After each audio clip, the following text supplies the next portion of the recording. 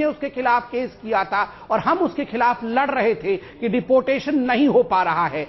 Thirdly, आप किसी भी नॉर्थ ईस्ट के पॉलिटिक्स के जानकार को पूछिए कि वो एनडीए सरकार ही थी जिसने ये फोर्स किया था कि 10% जो बजटरी है किसी भी मिनिस्ट्री की वो नॉर्थ ईस्ट पे खर्चा हो। जो डोनर कंसेप्ट था जो खासकर नॉर्थ ईस्ट के लिए बना था वो एनडीए के दौरान ही स्थापित की गई। पूरे नॉर्थ ईस्ट की तरक्की पर हर कोई जोर देता हुआ दिखाई देता है, लेकिन बात यहां पर एक सांप्रदायिकता की बू वाली बात आती है, खास करके नरेंद्र मोदी की छवि के साथ। प्रेमचंद जी, क्या यही बात आप नहीं कहना चाह रहे थे? और एक दूसरी बात यह है कि बुरा मत मानिएगा प्रेमचंद जी, लेकिन कांग्रेस पार्टी भी धर्म की राजनीति बड़े अच्छे तरीके से असम और आसपास के राज्यों में करती रही है। ऐसा नहीं है कि आप दूध के धुले हुए हैं, आपने भी जमकर इस रोटी पर इस आग पर अपनी रोटियां सेकी हैं।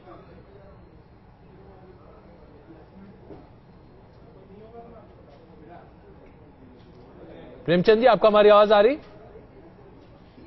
एग्जैक्टली जो मंशा है, देखिए ये बीजेपी नहीं, देखिए उसमें मेरा सवाल ये है कि आप भी उसमें दूध से धुले नहीं हैं। ये बीजेपी आपने भी, भारतीय जनता पार्टी तो छोड़ दीजिए, आपने भी उसमें कुछ कम नहीं छोड़ा है। आपको याद रखना चाहिए कि असम में जो सांप्रदायिक दंगा हुआ है वो अपने आप में बहुत बड़ा था, लेकिन आप लोगों ने उसे पूरा दबा दिया।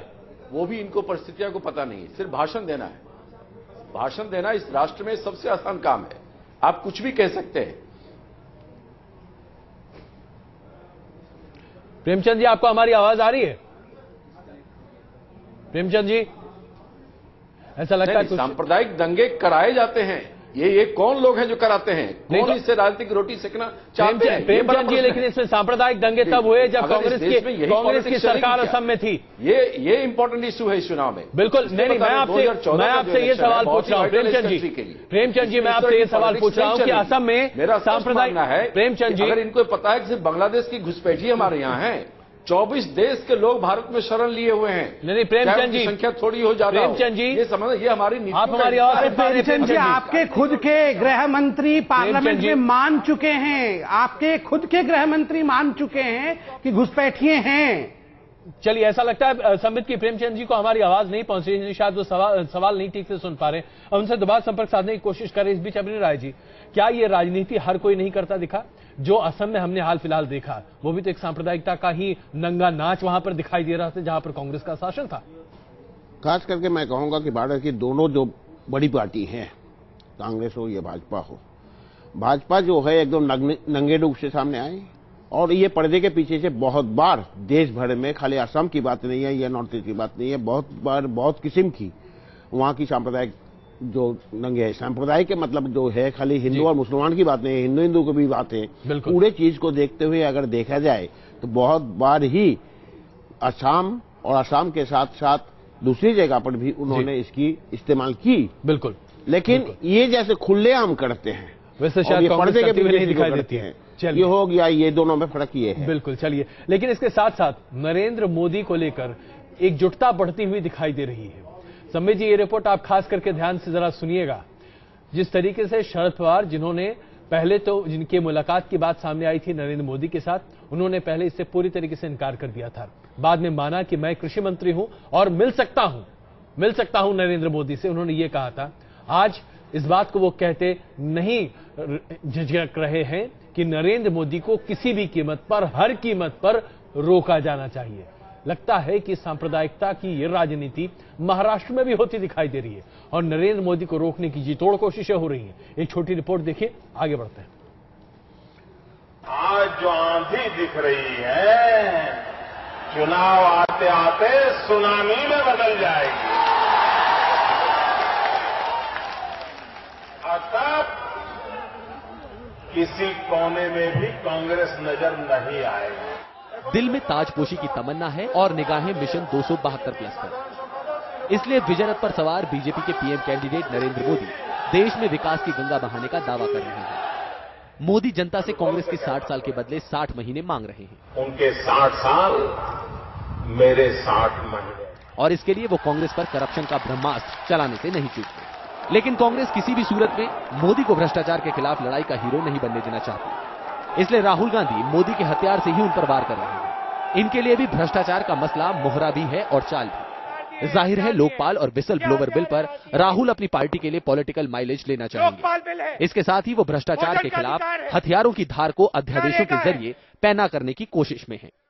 मैंने आपको कहा था कि मुझे लग रहा है कि पार्लियामेंट में जो हमारे विपक्ष के नेता हैं वो इन बिल्स का समर्थन करेंगे, भ्रष्टाचार के बिल का समर्थन करेंगे, मगर वो नहीं हुआ। कांग्रेस प्रेसिडेंट से मैंने बात की है, प्रधानमंत्री से बात की है इसके बारे में, और हमारी कोशिश होगी कि हम इन बिल्स को ऑर्डिनेंस के माध्यम से पास करने की कोशिश करें। कुछ समय पहले तक नरेंद्र मोदी की तरफदारी करने वाले एनसीपी नेता शरद पवार ने भी मोदी पर हमला बोला।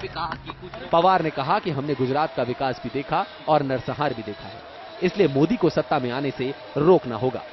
हमने दूसरी भी बात कुछ देखी है, वहाँ क्या हुआ था, लोगों के आम कत्ल कैसी हुई, इसका भी नक्शा देश के सामने है।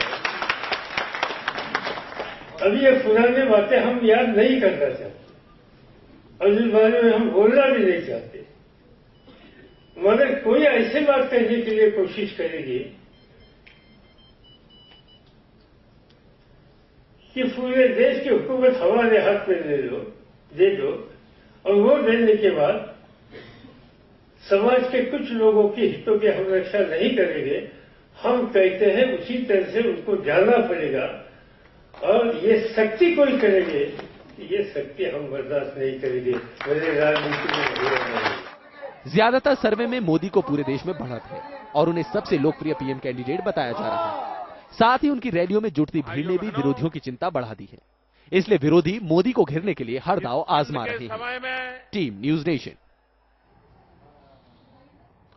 और शरद पवार की इस चुनौती के साथ ही भारतीय जनता पार्टी अपनी प्रतिक्रिया के साथ भी सामने आती हुई दिखाई दे रही है। प्रकाश जावड़ेकर ने मुंहतोड़ जवाब देने की कोशिश की है शरद पवार को, देखिए क्या कहा उन्होंने। उनकी छटपटाहट हम समझ सकते हैं, और इसलिए जब वो सिंगल डिजिट की पार्टी बन के रहने वाले हैं और इसका जब परिचय होता है, जब प्रत्यक्ष विराट रूप दर्शन होता है, तब जमीन जब खिसकती है तो लोग इस तरह के बयान बदलते रहते हैं। प्रेमचंद जी, अगर आप हमारी आवाज सुन पा रहे हो, क्या आप लोग सब एकजुट होकर नरेंद्र मोदी को ही रोकने की पुरजोर कोशिश करते हुए दिखाई दे रहे हैं? शरद पवार जो कि पहले मिलने की बात से इनकार करते थे, वे मिलने की बात मानी, आज खुलकर कह रहे हैं कि नहीं, नरेंद्र मोदी को रोकना चाहिए। देखिए, जो भी सेकुलर मिजाज की पार्टियां हैं और जो इस देश में भाईचारा कायम रखना चाहते हैं, वो निश्चित तौर पे एक मंच पे आएंगे।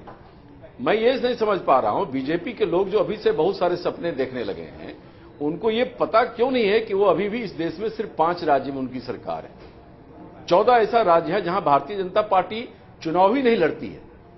200 से ऊपर पार्लियामेंट्री कंस्टिट्यूंसी ऐसा है जहां बीजेपी चुनाव नहीं लड़ती है, आज तक नहीं लड़ी है। ये किस दुनिया में जी रहे हैं ये लोग?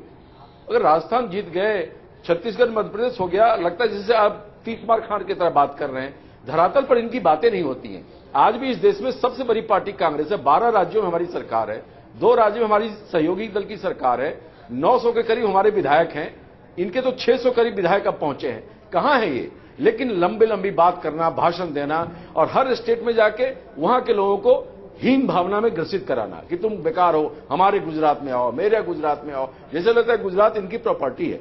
और गुजरात में क्या है? गुजरात से ज्यादा डेवलप्ड स्टेट केरला है, आंध्रा है, महाराष्ट्र है, हरियाणा है, असम है। बहुत देर से इंतजार कर रहे हैं समित जी। जो इनका मॉडल है वो भी पंचर हो चुका है।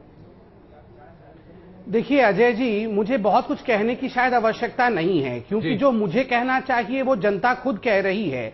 आपने खुद देखा है और आपके चैनल के माध्यम से भी जितने सर्वे दिखाई दे रहे हैं, उन सभी सर्वेओं में कहीं ना कहीं बहुत बड़ी रूप से बढ़त दिखाई दे रही है भारतीय जनता पार्टी की। और ये बढ़त इसलिए दिखाई दे रही है क्योंकि लोगों ने अपने विश्वास को नरेंद्र मोदी जी में रखा है।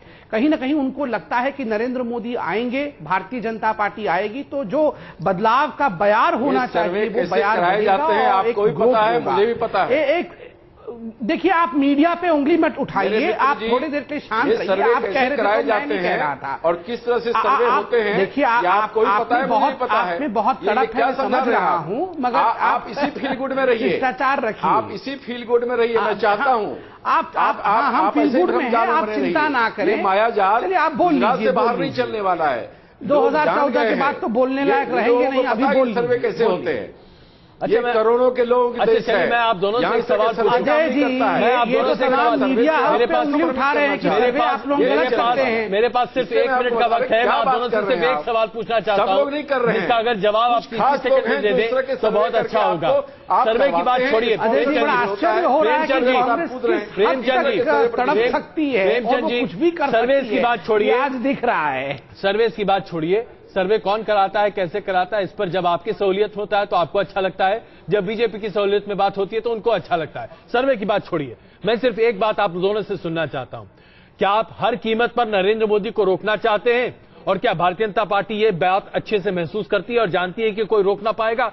30 सेकंड में आप दोनों बताएं। प्रेमचंद जी, शुरुआत आपसे कर रहा हूं, सिर्फ 30 सेकंड, और मैं बीच में ही रोक दूंगा आपको। हमारा कोई व्यक्ति विशेष से विरोध नहीं है। हम उस नीति को, उस नियत को, उस व्यक्ति को रोकना चाहते हैं जो इस देश में विद्वेष की राजनीति करना चाहता है, जो समाज को बांटना चाहता है। बिल्कुल, यानी आप हर कीमत पर रोकना चाहते हैं। आप हर कीमत पर रोकना चाहते हैं और सांप्रदायिकता को हर कीमत पर कांग्रेस रोकना चाहती है। समित जी, बस आखिरी 30 सेकंड। अजय जी, मैं कांग्रेस से इतना पूछना चाहता हूं, ये जो बार बार सांप्रदायिकता के आईने के पीछे छिप रहे हैं, ये बताएं कि 65 साल राज करने के पश्चात भी भाईचारा क्यों एस्टैब्लिश नहीं हो पाया? ये इतने सेक्युलर पार्टी हैं, इनके सारे तमाम साथी जो हैं ये सब इतने सेक्युलर हैं, उसके बावजूद भी हिंदुस्तान में भाईचारा एस्टैब्लिश नहीं हो पा रहा है। तो इसके लिए दायी कौन है? इनका सेक्युलरिज्म, शाश्वत बहस है जिसमें जाहिर सी बात है आप दोनों कोई कभी हार मानने को तैयार नहीं है। आप सबों का बहुत धन्यवाद इस चर्चा में शामिल होने के लिए। इसमें कोई दो राय नहीं है कि संवेदनशील मुद्दे उठाना चुनाव के ठीक पहले अपने आप में बहुत अच्छी राजनीति नहीं है। वापस आते हैं कुछ और खबरों।